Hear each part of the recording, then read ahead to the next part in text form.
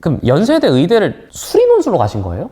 네네. 재밌는 썰이 하나 있긴 한데 그 화학 문제가 당시에 물론 대학교 관점에서 보면은 문제 오류가 없지만 고등학교 관점에서는 오류가 있어서 저는 그 부분을 지적하는 걸 쓰고 그래서 풀 수 없다라고 적었는데 최초합을 했습니다.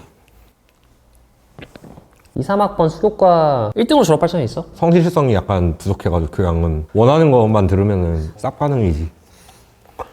수학 교육과 전공 수업도 지금 들어? 전공 수업 듣지. 좀 어때? 나 그냥 그 시간에 챔피언들 룬 뭘 낄까 아이템 뭐 낄까 이거 보고 있는데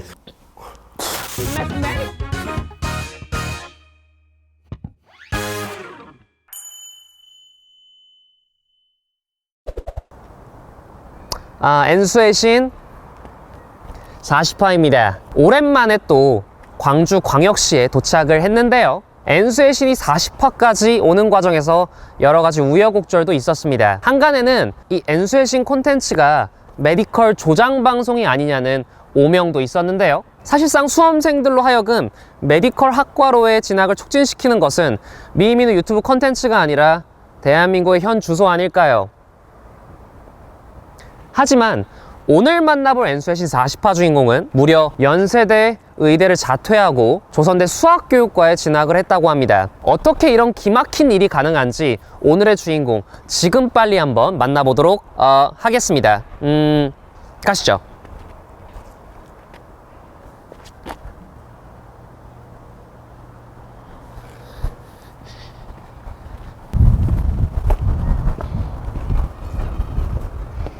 오늘 N수의 신 40화 주인공 백윤성님 맞으신가요? 네 맞습니다.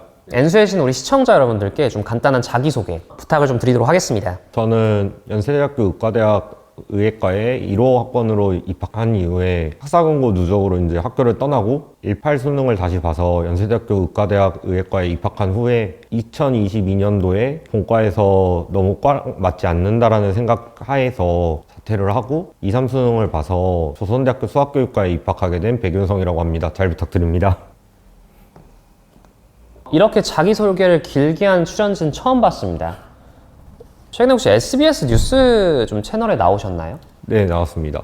아무래도 연세대 의대를 자퇴하고 조선대학교 수학교육과에 신입학하신 부분이 대중들을 많이 좀 놀랍게 했던 것 같은데요. 그 윤성님은 중고등학교 학창시절 때 좀 어떤 학생이었나요? 중학생 때는 솔직히 시간이 너무 많이 흘러서 기억이 잘 나질 않고요. 고등학교 다닐 때는 3년간 반장을 하면서 어떻게든 학우들을 위해서 그부들을 위해서 헌신할 건지를 고민하는 소위 깽판을 쳐가지고 저희 반 애를 기숙사에 들어갈 수 있게끔 해준 적도 있고요. 여러 가지 일들을 많이 했었습니다. 반장이라고 하는 어떤 리더의 역할에 충실해서 학우들한테 좀 봉사하는 데 좀 집중을 하셨다는 거죠? 네네. 그게 본인이 그 반장을 좀 나간 목적이었나요? 1학년 때는 솔직히 저도 한 줄 적어보려고 나갔죠. 근데 이제 반장이라는 자리가 생각보다 왕관의 무게가 무거운 자리더라고요. 그래서 아무리 생각을 해도 이제 그부들이 저를 믿고 찍어준 거니까 당시에는 인권조례 이런 게 통과된 지 얼마 되지도 않았어서 체벌 같은 게 공공연하게 있었는데 그런 것들에도 저는 되게 반항을 했었고요. 그구들만을 생각했던 것 같아요. 당시 어떤 그 학교 관련한 정책도 좀 심도 있게 좀 바라봤던 그런 학생이었던 것 같습니다. 윤성님, 그럼 실제로 본인은 공부를 좀 잘하는 축에 속했나요? 고등학교 때는 잘하는 축에 속했습니다. 본인이 공부를 고등학교 때 잘했던 좀 원동력은 뭐라 생각하세요? 제가 고려중학교를 나왔는데 고려중학교요? 네네. 당시에는 같은 재단 학교인 고려고등학교를 진학시키기 위해서 과학고 원서 같은 걸 쓰지 못하게 했습니다. 저는 과학고를 가서 과학에 대해서 공부를 좀 더 하고 싶었는데 갈 수가 없으니까 이제 좌절해서 공부를 안 하고 수학도 막 3, 40점 이렇게 맞아오고 그랬던 아이였습니다. 못 가게 하는 어떤 그 제도가 있었나요? 원서를 쓸 때 학교장 추천이 필요하지 않습니까? 뭐 그렇겠죠? 학교장 도장을 안 찍어줬습니다. 과학고등학교를 학생이 원했음에도 불구하고 학교장 추천을 안 해줬다고요? 네. 그런 세태에 대한 불만과 그 증오 때문에 공부를 했던 것 같아요. 그때부터는 좀 열심히 했나요? 중학교 3학년 2학기부터 되게 열심히 했습니다. 그런데 공부를 좀 놨던 기간이 길었어가지고 중3 수학도 기억이 안 나고 이런 상황에서 고려고로 배정을 받았는데 당시엔 심화반이 있었어요. 그 심화반에 들어가게 되면 정석으로 과제를 한다 뭐 이런 말이 있어서 실력 정석을 사서 무작정 들이박았었습니다. 그 책을 한 5번씩 봤었던 것 같습니다.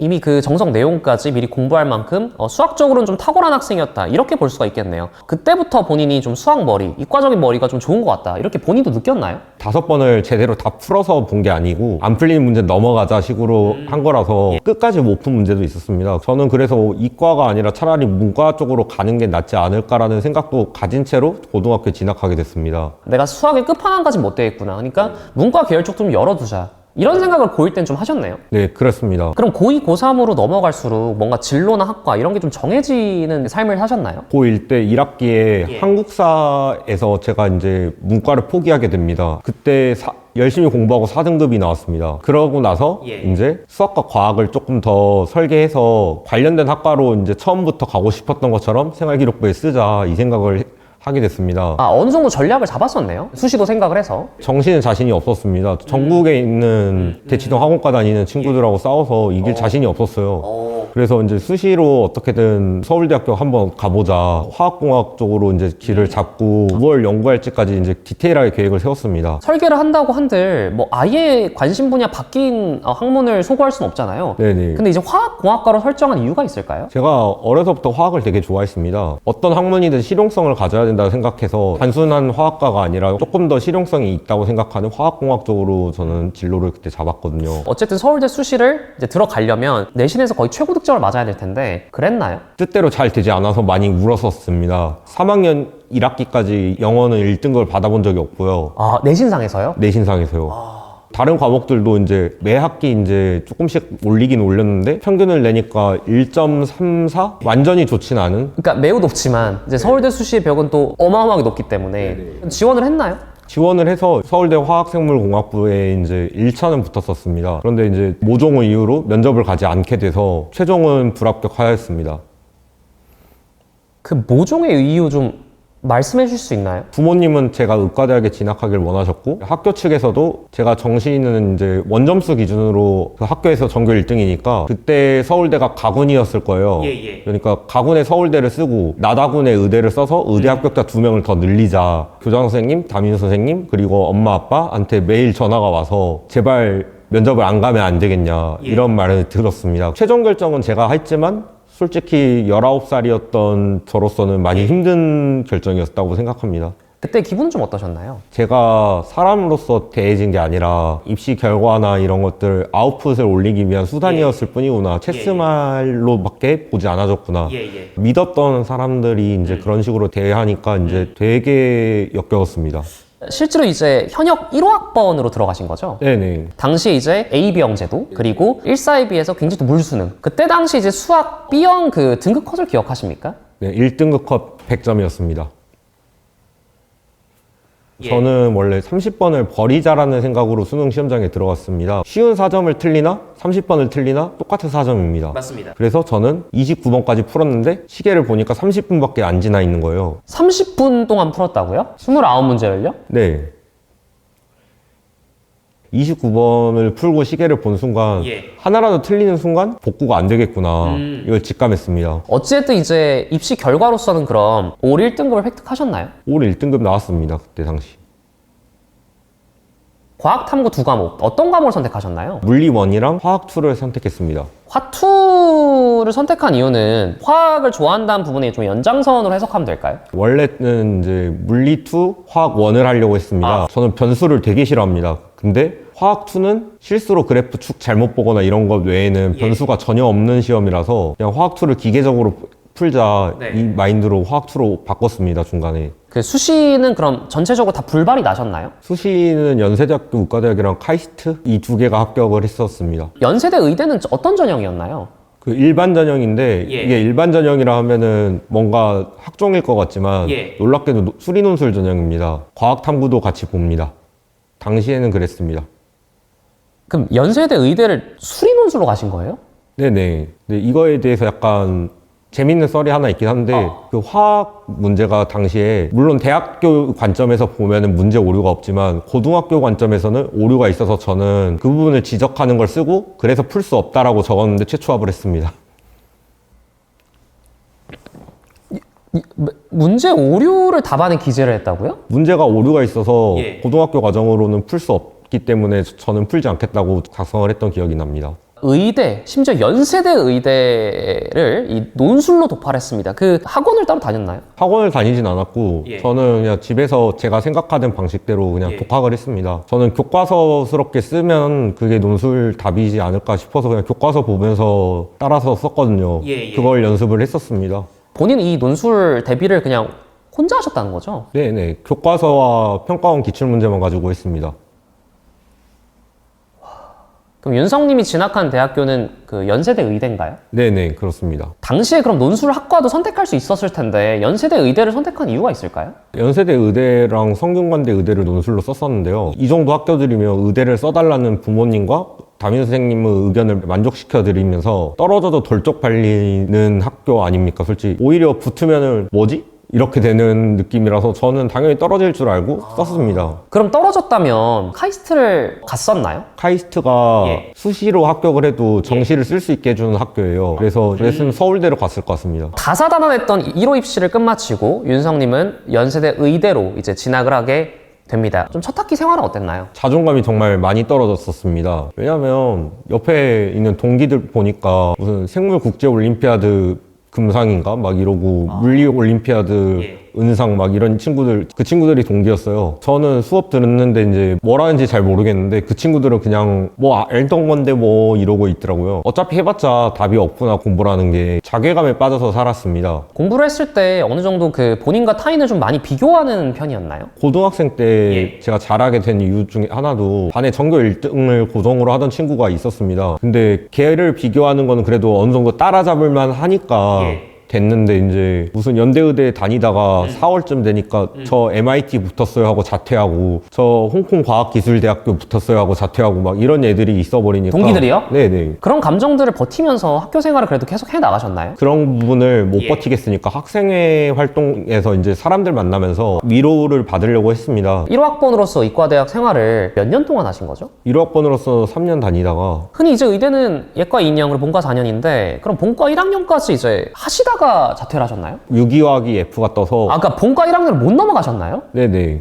그 흔히 말하는 유급인가요? 그렇죠, 그렇죠. 제 실책인 것 같아요. 유기화학을 1학기에 들었어야 했는데 그래야 F여도 어떻게든 학점을 메우든지 하는데 이제 본인이 뜻하지 않는 뭔가 학과에 또 진학을 하게 됐고 적응 자체는 괜찮았으나 이제 학점까지 떨어진 상황 때문에 조금 고생을 많이 하셨던 것 같습니다. 그러고 윤성님은 재입학을 결정을 하게 되는데요. 그런 이유가 있을까요? 본과를 찍먹 안 해봤으니까 본과를 찍먹이라도 해보자, 일단 참고 다녀보자. 다시 이제 의대 논술을 쓰게 됩니다.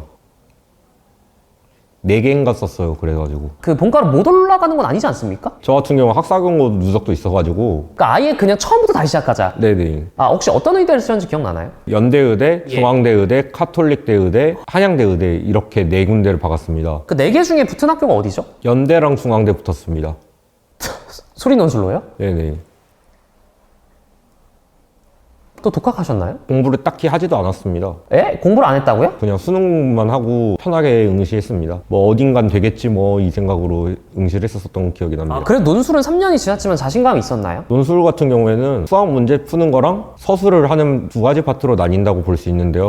수학 문제 푸는 거는 어차피 킬러들 많이 풀면은 길러지는 거고, 서술을 잘하는 거는 저는 교과서적인 말투로 그대로 서술만 하기만 하면 되더라고요. 교과서 한 몇 번 정도 읽으셨나요? 파트마다 조금씩 다른데 뭐 미적분은 기본 정리 이런 거는 외워질 때까지 한 11번에서 13번 이렇게 베껴 쓰고 그랬던 기억이 나거든요. 교과서에 있는 그 미적분과 관련된 멘트들을 말씀하시는 거죠? 와, 정말 기본에 가장 철저했던 준비가 아니었나 싶습니다. 학원 인강 다 필요가 없었던 것 같아요. 그렇게 해서 이제 두 의대를 합격하고 다시 연대의대로 가요?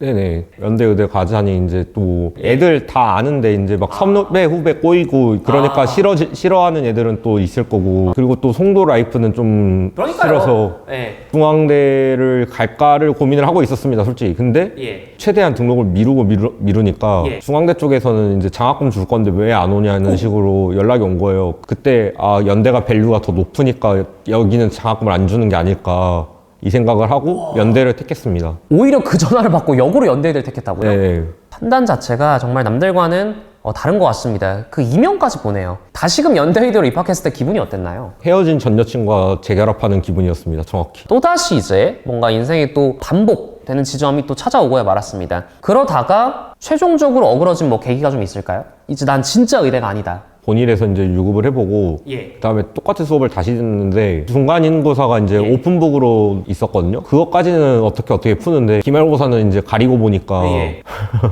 이게 머리에 들어오질 않는 거죠, 그냥. 그렇죠. 거기서 의욕 자체도 있고 아예 길을 잃었다. 다시금 유급을 당하셨나요? 네네. 아, 이건 아니다. 물론 연대의대가 줄 수 있는 메리트는 어마무시한 걸 저도 알고 있습니다. 처음엔 아까웠는데 생각을 해보니까 그러더라도 포기를 하고 그냥 다 내려놓고 새 출발하는 게 오히려 매몰 비용 관점에서는 낫지 않을까 이 생각이 들었어요. 이제는 최후의 선택을 할 시기가 남은 것 같은데 본인이 다시금 입시에 도전해야겠다 이 생각을 언제 하셨나요? 제 시험 관련해서 면담을 갔는데 교수님께서 그 얘기를 하시더라고요. 너가 쓴 답안이 찍은 거랑 유의미한 차이가 없다. 딱 이렇게 말씀하셔서 처음에는 손발이 떨리더라고요. 저를 얼마나 무시하셨으면 그런 식으로 발언하셨을까 했는데 시험지 보니까 진짜더라고요.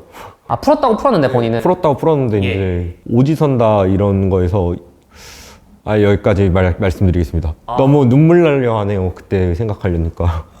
얼마나 이런 학습 과정에서 고충을 겪으셨을지 상상이 안 갑니다. 본인은 한다고도 했고 실제로 정말 이런 다사다난한 과정을 겪어왔는데 이런 것들이 좀 물밀듯이 기억 속에서 좀 쏟아지셨을 것 같은데요.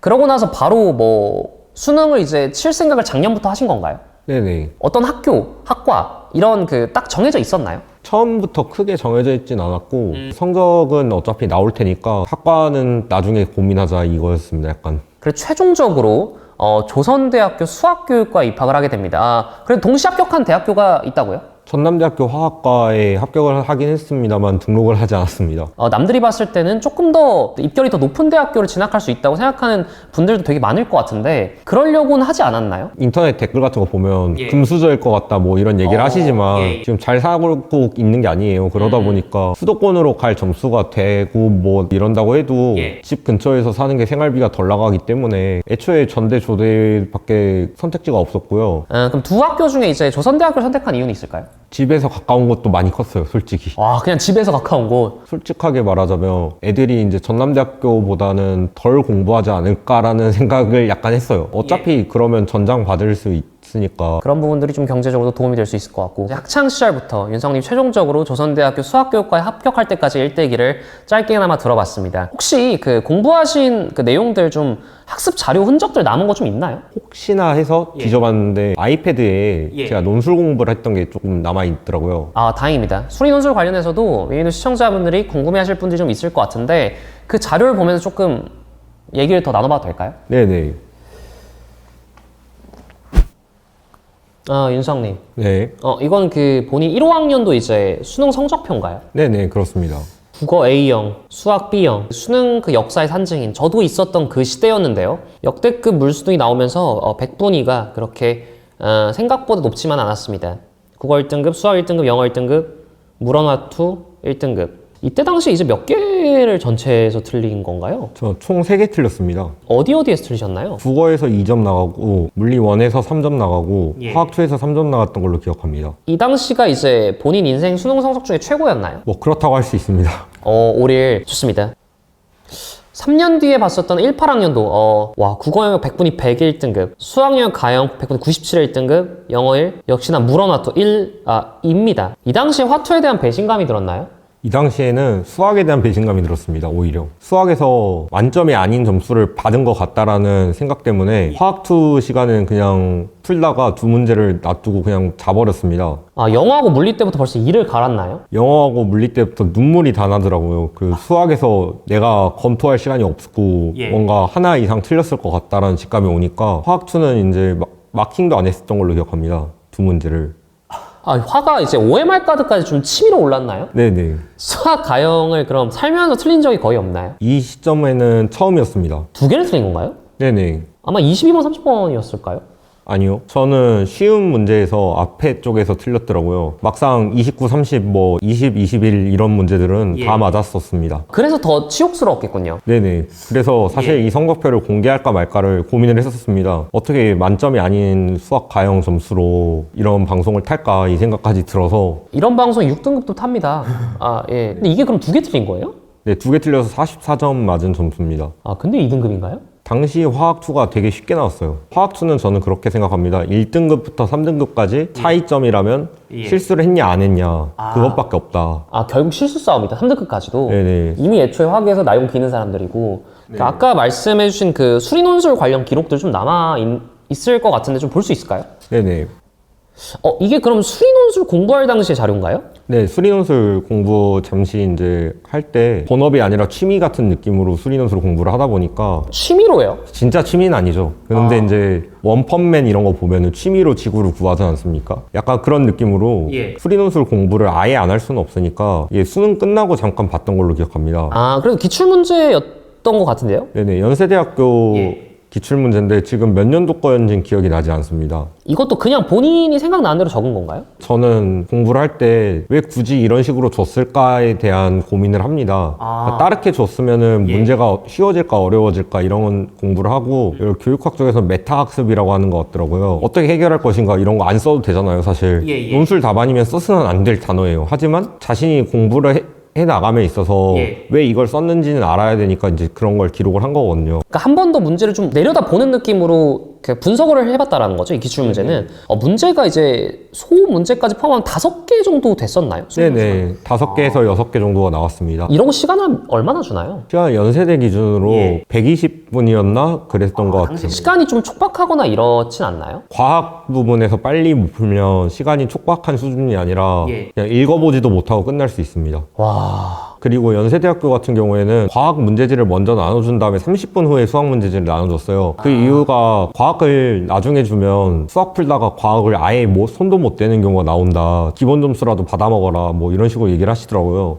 3번 문제, 소문제 상당히 많네요. 이렇게 하면 거의 한 10대 문제를 풀어내야 되는 경우도 있겠네요? 네네, 실제로 그런 경우도 있고, 그 경우에는 이제 연습장의 여백이 부족해서 답안을 쓰지 못하는 경우도 생기기 때문에 제가 수리논술 과외 같은 걸 할 때도 그 얘기를 하거든요. 글자 크기 같은 거 조심해야 한다. 어느 정도 배분을 할 필요가 있다. 수리논술을 올해 이제 2024 입시 대비로 준비한 친구들이 좀 있을 텐데 드릴 수 있는 좀 팁이 있을까요? 팁을 드리자면 교과서를 펴시고 거기서 이제 별로 안물안궁인데 증명을 굳이 하는 내용들이 있을 겁니다. 그거는 이제 수학적으로 의미가 있는 거기 때문에, 그리고 그 증명 과정이 중요한 거기 때문에 교과서에 실린 거예요. 그래서 저는 그 과정들을 베껴 써서 자신이 이제 안 보고도 따라 쓸 수 있게끔 훈련을 하실 필요성이 있다고 생각을 하고요. 두 번째로는 수능이나 모의고사를 보면 보기가 있고 가나다 이렇게 빈칸이 빵꾸가 뚫려 있는 문제들 있잖아요. 근데 그거는 왜 굳이 보기를 주겠어요? 거기 있는 아이디어가 어렵기 때문에 애들이 채워 나갈 수 있는지를 측정하기 위해서 존재하는 거거든요. 그래서 저는 보기를 매직으로 밀어버립니다. 과외를 할 때는. 그리고 맨 밑줄만 보고서 보기 안에 들어있었을 풀이를 써내라고 합니다.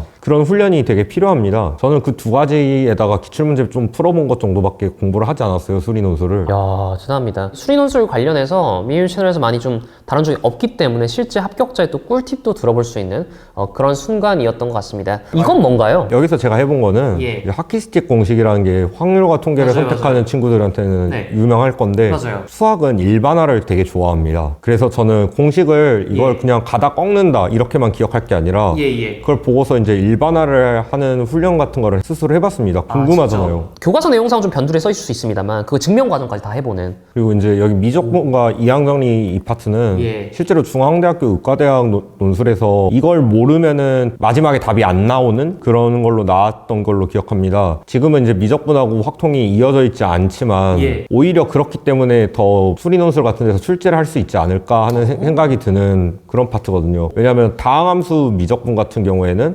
아직도 공통 부분에 있기 때문에 확통 선택자를 위한 문제처럼 이렇게 내버릴 수 있지 않을까. 그래서 이제 얘들 과외할 때 썼던 내용을 그대로 가져왔습니다. 수리논술 과외하실 때? 네네. 지금은 이제 이런 과외를 하실 생각이 없나요? 과외를 구하고 있습니다. 들어오지 않을 뿐. 자, 홍보 한번 하시죠. 어떤 과외 지금 하세요? 저는 수학하고 물리학하고 화학을 이제 가르치는 걸 잘할 수 있습니다. 수학, 물원, 화원? 아니, 뭐 원이든 투든 과탐은 상관없습니다. 원이든 물투도 돼요? 물투 됩니다. 제가 6등급에서 3등급인가까지 만들어주고 막 이랬었거든요. 수학이요? 네네. 아예 1, 2등급까지는 못 만들어주더라도 전 중하위권 가르치는 게 재밌더라고요. 아, 중하위권? 왜냐면 아무거나 가르치면 다 몰라요. 그러니까 다 가르치는 재미가 있어요. 뭐 수리논술 안 하세요? 수리논술? 수리논술은 요청이 또 오면 이제 따로 이제 생각을 해볼 겁니다. 수요가 큰 부분 아니니까. 수요가 크진 않습니다. 좋습니다. 수학, 화학, 물리. 여러분들 백윤성님 좀 많은 사랑 부탁드립니다. 윤성님, 네. 이것저것 얘기해서 좀 목이 마른데 저희 좀 음료수 좀 마시면서 네네. 좀 마무리해봐도 될까요? 네, 네, 그럽시다. 아, 그 윤성 씨, 네. 좀 말을 좀 편하게 해도 될까요? Yes, bro. 그 윤성아, 일단 좀 마시자. 오케이. 오케이. 2, 3학번 수교과 1등으로 졸업할 자신 있어? 성실성이 약간 부족해가지고 교양은 원하는 것만 들으면은 싹 반응이지. 전공 수업도 지금 들어? 전공 수업 듣지. 그런 거 들으면 좀 어때? 나 그냥 그 시간에 챔피언들 룬 뭐 낄까, 아이템 뭐 낄까 이거 보고 있는데. SBS 뉴스 이런 데 이제 언론에서 기사가 된 건 이제 뭐 교육감을 하고 싶다 뭐 이런 내용도 있는데 진짜? 진짠데 이게 나도 좀 힘들 것 같긴 해. 되는 것까지가 과정이 너무 험난할 것 같아서 그래도 이제 나만의 방식으로 내가 생각하는 교육에 대한 개혁 같은 거를 도울 수 있는 일을 하다가 그것조차 힘들다 싶으면 그냥 사교육으로 런해버릴 생각도 가끔 들더라고. 교육 개혁은 최대한 노력해보는데 안 되면 사교육을 런한다? 나 먹고 살아야지. 그때는 이거 안 될 거면 그만해야지. 이제 그만하고 때려쳐. 결국 나는 런한다 이 마인드로. 그러면 이제 너가 원하는 교육 개혁이란 건 대강 좀 어떤 그림일까? 나는 법적으로 막 하는 거를 되게 중요시하거든. 법대로 하는 걸. 그러니까 당근과 채찍이 필요한데 지금 교사들은 채찍만 맡고 있고 학생들은 당근도 채찍도 뭐 제대로 안 된다라는 생각을 해. 나는 당근과 채찍을 어떻게 이제 줄 거냐에 대한 고민을 같이 하자는 게 나는 교육 개혁이라고 생각하거든. 당근과 채찍 어떤 예시일까? 당근 같은 경우에는 일단 나는 교사들 성과급 올려야 된다 생각하고 채찍 같은 경우에는 난 교원평가 제도가 지금 도입된 지가 오랜데 난 그 교원평가 같은 걸 강화해야 된다라고 생각해. 훨씬 지금보다. 난 진짜 오히려 제1의 그 목표가 정말 됐으면 하는 바람에 있는 게 이런 생각을 지금 우리나라 사회에서 갖고 있는 사람이 몇 명이나 될까? 실제로 그 SBS 뉴스 나왔을 때 영상들의 댓글도 그랬고 나도 정말 다사다하게 살았다 생각하지만 더욱더 입신 학교 생활이 있어서 거의 최고봉이 아닌가. 2024 수능을 준비하는 올해 수험생들이 되게 혼란스러운 친구들도 있고 되게 방황한 친구들도 있고 나름 마음을 또 다잡고 싶어하는 친구들이 많을 텐데 혹시 그 친구들한테 좀 전해줄 수 있는 한마디 좀 있을까? 그러니까 열심히 하는 거는 당연한 거예요. 할 수 있는 데까지 최선을 다 해보고 마지막에 이제 도전을 꼭 해보세요. 저 같은 경우에도 제가 연대 의대에 원서를 쓰지 않았다면 저는 붙을 수 없었을 거예요. 그러니까 여러분의 삶도 똑같을 거고 수험생활 하다 보면 공허함을 느껴요. 근데 저는 그 이유를 이렇게 설명해요. 인생은 RPG 게임하고 비슷한데 스토리도 없고 퀘스트도 없고 이런 게임을 살고 있는 거예요, 여러분들이 지금. 그래서 조금 더 인생에 대한 조감도를 그리면서 살아갔으면 좋지 않을까. 디아블로2라는 게임이 있어요. 그 게임이 아직까지도 살아있는 것은 스토리도 탄탄하고 뭐 보스 잡는 것도 좀 빡세고 이렇기 때문에 성취감이 있기 때문이라 생각하거든요. 그렇듯이 여러분도 힘든 길을 선택하더라도 성취감이 있는 그런 삶을 살아가길 바랍니다. 그 어느 때보다도 조금 더 공감대가 있었던 그런 마지막 멘트였습니다. 오늘 엔수의 40화 주인공 백윤성 군이었습니다. 백윤성 군의 조선대 수교과 라이프 화이팅!